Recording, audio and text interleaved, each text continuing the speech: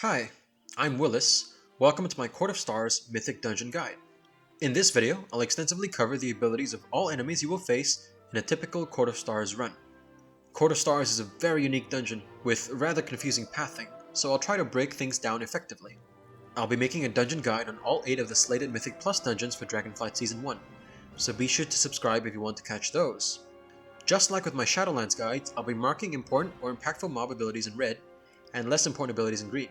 Additionally, I'll be marking out abilities with their associated counterplay, including magic effects, enrages, curses, interrupts, bleeds, and poisons or diseases. Let's start. While the pathing is complex, there aren't too many unique mobs in this dungeon, so this should be relatively quick. First, this dungeon is unique in that there are several objects laid around the area that, when interacted with, grants your party a buff. Each object has an associated race, class, and/or profession.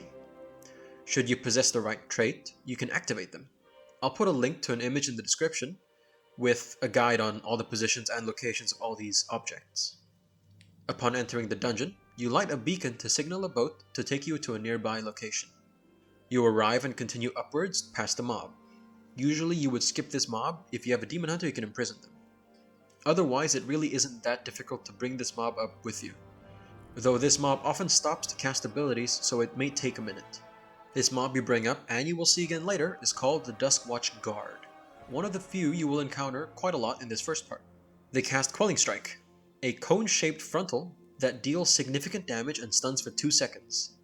This can be really hard to see. It's a blue graphic, kind of cloudy effect on blue ground. You really need to keep your eyes out. They also cast Fortification, granting them a 25% incoming damage reduction and 25% damage dealt increase. You'll want to interrupt this or dispel it. Mages, steal this is great. You move past this guard and you are faced with this area's first mechanic. The first boss, Patrol Captain Gerdo, has 5 beacons laid around the area. He has one ability that gets more powerful the more beacons are still up. Your job is to deactivate these beacons so that the boss fight isn't difficult. The first beacon is right out the door you exit through. Around this area are several Duskwatch sentries. Should they spot you, they would attempt to alert the area to your presence. They would immediately try to run to the nearest beacon and attempt to cast Sound the Alarm. Should this go uninterrupted or stopped, they will spawn another mob. This mob casts an interruptible ability that will stun one random player. You really want to avoid this, so interrupt the sentry or otherwise stun it. These sentries don't usually live very long, and their max health is quite low, but if they do live, they also cast Throw a Torch, applying a dot to a random player, so be careful.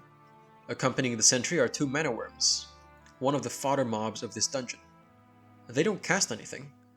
The only thing they do is, upon death, they leave behind an explosion that deals lethal damage. Just avoid these swirlies. These swirlies, once again, are blue on a blue floor. They can be quite hard to see, so keep an eye out. The last mob in this pack of 6 is the Mana Saver. This mob is the most dangerous among them all. They only cast Mana Effect. They jump to a random party member and apply a magical dot on all units in a small AoE. You must spread out to avoid multiple applications of this bleed, as this bleed does a significant amount of damage and it stacks. Healers, dispel this as soon as you can. On a small bridge to the left of this beacon is the most dangerous mob in this dungeon, the Guardian Construct. The Guardian Construct has 3 abilities. The first, and probably most important, is Charging Station. After a cast, it grants the Construct a buff that lasts 5 seconds. This buff heals all other enemies near this construct for 5% max health every second for 5 seconds. This heals every other unit in the area effectively for 25% health. Take note that it's only other enemies. This ability doesn't affect the construct itself. Therefore, when you pull the construct on its own, you don't need to interrupt Charging Station. Their second ability is Suppress, also fairly important. A channeled ability, it deals significant damage to a targeted party member. It also silences that player. This is a priority interrupt. With the frequency of the casts, if you wish to interrupt all the construct's casts, you will likely need to rotate interrupts between 3 players at least. As a result, I highly do not recommend ever pulling 2 of these units at the same time. And finally, they cast Charged Smash. A tank hit, it does damage at an AoE and leaves behind a puddle of hurt. It's so just don't stand in the tank and stay out of the puddle. You move past a few of the mobs, disable another beacon, cross a bridge, kill mobs you've seen before, until you meet one that you haven't. On this bridge is a new mob, the Bound Energy.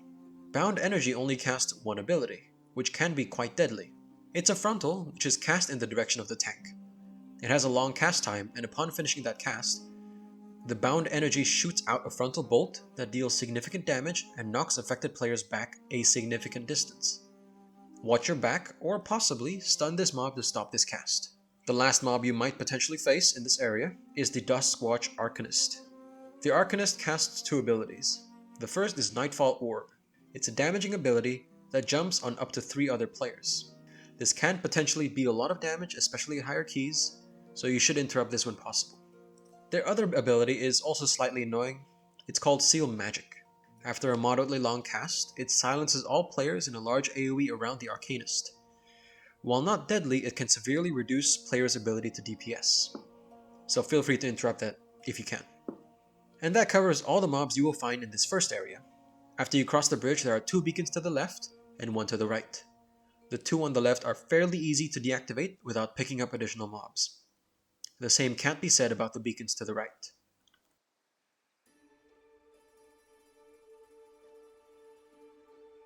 And so we finally begin the fight against the patrol captain. The captain has 4 abilities. The first is a large frontal in the shape of a bow tie through Resonant Slash. It covers both the front and the back of the boss and stuns all players hit. You'll want to sidestep this. He also casts Street Sweeper, a long laser which can also be easily dodged. Throughout the fight, he will cast Arcane Lockdown, applying 3 stacks of a magic debuff on all players.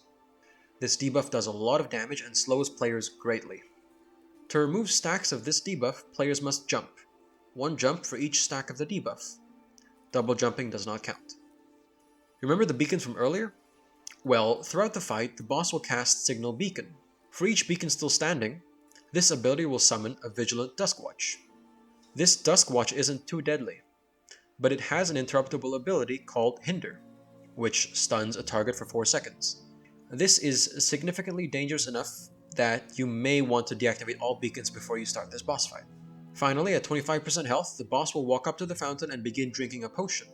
Drinking this potion will normally grant the boss a strong buff. However, if you have an alchemist, you can play dirty. At any point before the fight or during it, you can poison the potion. Doing so will instantly kill the patrol captain when he drinks from it. That is effectively 25% of the boss's health you've gotten rid of. And that's just the whole boss fight. Nice and easy.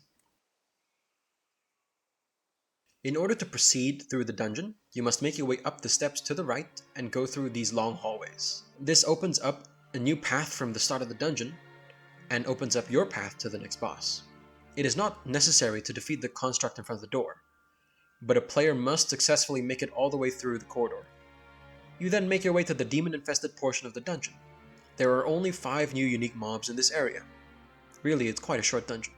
Assuming you walk through all the corridors, you find yourself greeted by a Watchful Inquisitor. The Watchful Inquisitor normally starts by casting Searing Glare, dealing some damage to their current target, the tank. Their other ability is far more dangerous. Eye Storm is where the Inquisitor summons several eyes that surrounds them. These eyes deal damage to random party members frequently. Expect a lot of outgoing damage here. This first Inquisitor is surrounded by imps. Imps can be dangerous, especially in large numbers. They primarily cast Firebolt, dealing direct damage to a random party member. You can imagine what happens if they all firebolt the same player. Almost certain death. They also cast Drifting Embers, dealing significant damage to a random party member 12 times over 6 seconds. Both of these are interruptible, but you cannot possibly hope to interrupt all of them, so you'll need to use an AoE stop. Stun, silences, knockups, punts, anything you have. These imps don't have a lot of health, so burn them down quickly before they get out of control. And a small 2-pack ahead contains another 2 unique mobs. The first is the Shadow Mistress. The Mistress primarily casts Shadow Slash on their current target, the tank, dealing fair damage and reducing healing received by 25%. Definitely something to keep an eye out for. If possible, use a stun on this cast. They also cast Bewitch on a random party member, reducing that target's movement speed and haste by 75%. This is a priority interrupt, but should you miss this interrupt, healers can dispel this. The other mob, the Legion Hound, is not nearly as dangerous. They primarily cast Fellblaze Leap. jumping to a random party member and leaving behind a puddle of fel. Sidestep this puddle. They also cast Ferocity, granting them a 100% haste buff for 6 seconds. You should soothe this. Among the trash in this area are also a few Guardian constructs. They're the same from earlier, just kick their charging station and suppress, and watch their frontals. The last new mob in this section is the Felbound Enforcer. There will only be one active at any given time. Defeating one of these enforcers will beckon one of the mini-bosses over to you for you to defeat individually. Defeating the mini-bosses one by one is important, and I'll detail why that is so after I discuss the abilities of the Enforcer. The Enforcer only casts one ability, Fel Detonation. It's a 3.6 second cast, where upon completion they explode, dealing damage to any players caught in line of sight of this unit.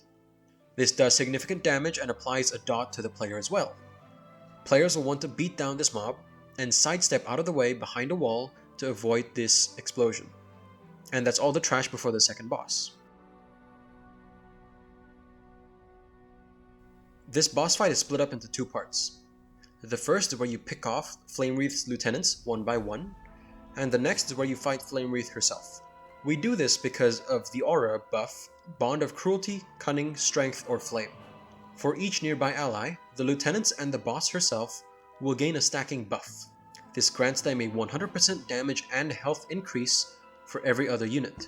It makes no sense to pull them together. So we kill these enforcers, to beckon these lieutenants to kill them one by one. The first among these lieutenants is the demon Imakutia. Imakutia only has two abilities. The first is Scream of Pain. It's a short cast that deals damage and interrupts all players. Watch out casters. They also have Whirling Blades, a slow AoE slice that you can just step out of. The next demon is Balgar the Watchful. This Watcher is quite dangerous and casts two abilities. The first is Disintegration Beam, a channeled ability which deals significant damage to a random targeted party member. This reduces that player's damage dealt by 10% for 5 seconds, stacking. You'll want to interrupt this, and the Watcher casts this quite frequently, so you'll need to coordinate your interrupts.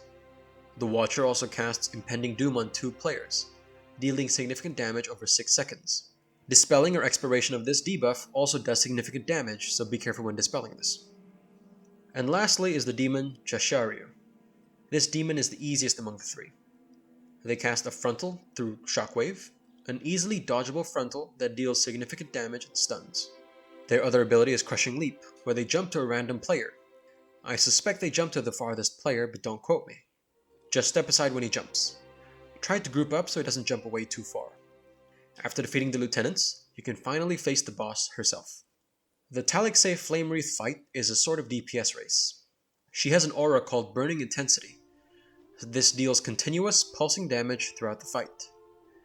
This damage is increased by 10% every time the boss casts Burning Intensity, which she does quite frequently.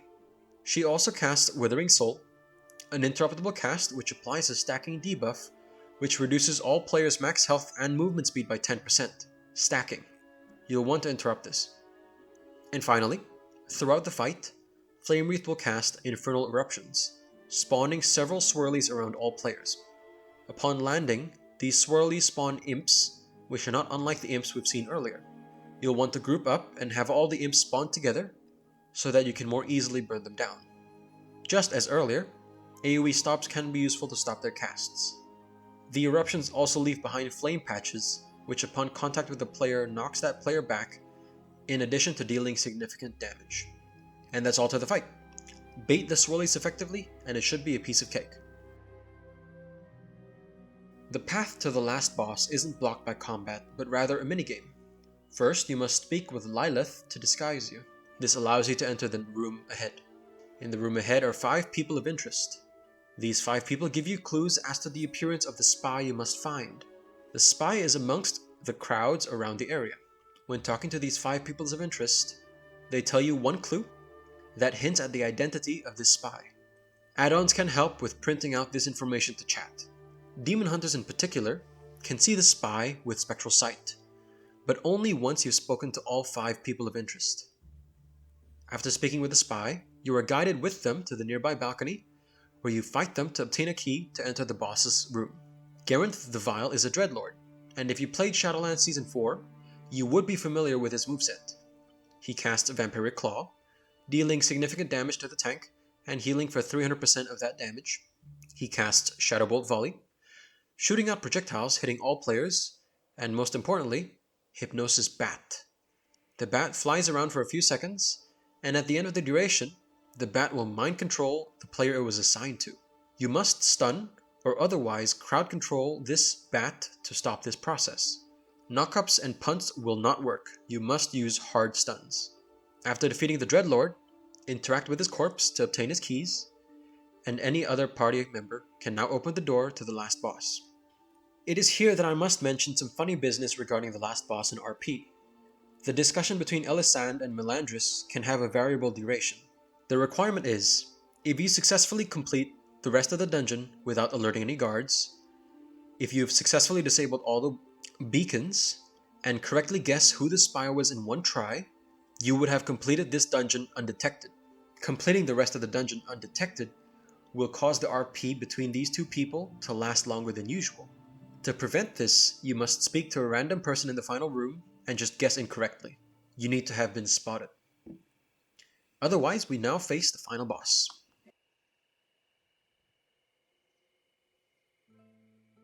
Advisor Melandrus isn't too mechanically complex.